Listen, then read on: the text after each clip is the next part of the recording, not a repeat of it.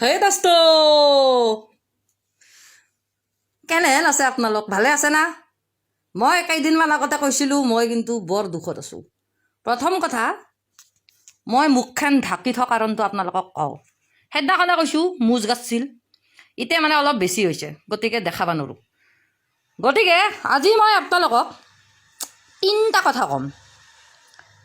মানে three things আহক আজিৰ এপিছডটো আৰম্ভ কৰোঁ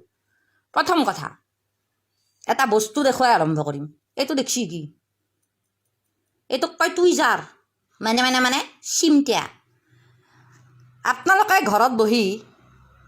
ৰাতিপুৱা ৰ'দৰ পোহৰত আইনাত চাই এইডাল লৈ পেলাই এনেহেন বিচাহেন আইব্ৰাও আৰু মুচ উঘালিব পাৰিব গতিকে কালি ৰাতিপুৱাৰ পৰা মই ৰ'দত বহি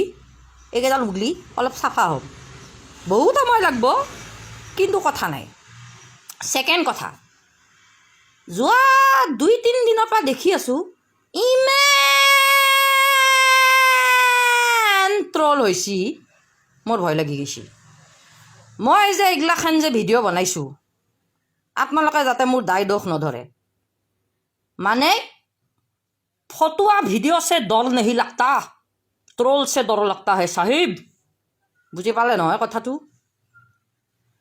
আৰু তৃতীয় কথা আমি সকলোৱে জানো চৰাই মৰে ৰৈ মানুহ মৰে কৈ কোনোবাই কিবা কৈছে নকৈছে সেইটোকে টানি ৰহন সানি ইমান মিম আৰু ট্ৰলিং কৰা কোনো দৰকাৰ নাই লকডাউনৰ সময় চবে ভালদৰে থাকিব লাগে মই ঠিকছে হাঁহিছোঁ মানে